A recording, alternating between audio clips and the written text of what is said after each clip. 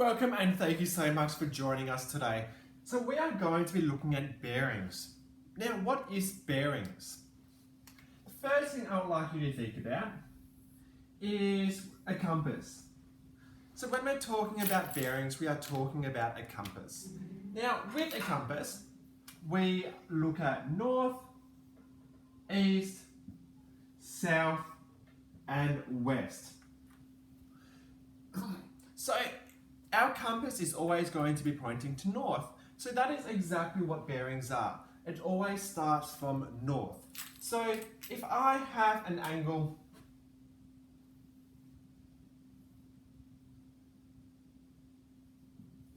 that is 40 degrees south of east mark, I always start at north and I go clockwise. So this is my starting point and I'm going clockwise around the circle. So if I'm going to find this angle here, the true bearing, I'm going to be thinking about, well, if I start at north and I go all the way to this line, I've got 90 degrees. So the true bearing would be 90 plus 40 equals 130.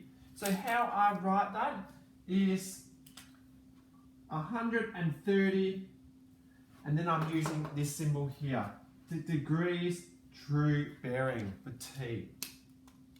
Now, another thing that you could get asked is you could be asked the opposite.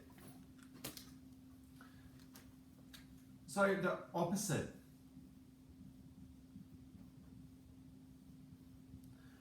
The opposite of the true bearing. Now, if we're thinking about what is the opposite angle of the true bearing, directly opposite means that it is differs by 180 degrees. So if I'm thinking about the opposite angle, I am looking at this angle right here. So I could calculate that by going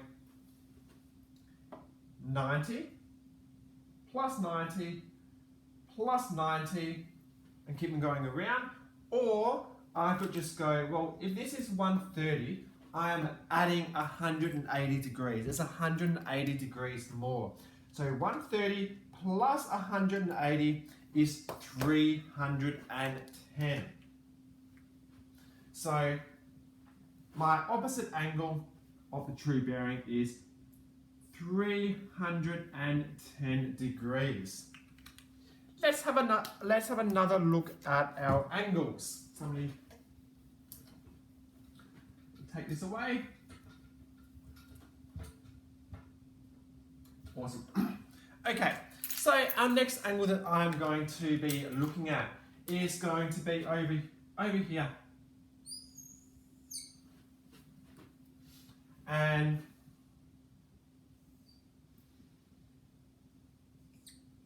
$70 degrees. So I want to find out what is the true bearing. So the true bearing, just remember, we always start at north and we are going clockwise.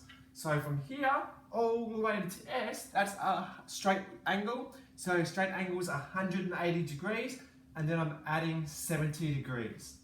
So 180 degrees plus 70 degrees, and that equals 250 degrees. It's true bearing, so I must have a T there. The opposite of the true bearing, again, it's going to be, it must differ by 180. Because it's over this threshold, instead of adding 180, I'm going to be taking 180. Because we're looking at this angle right here. So I go 150, take 180, and that leaves me with 70. So the opposite is 70 degrees. I really hope that helps you understand what true bearings are. Just make sure you're thinking about a compass and we are going clockwise.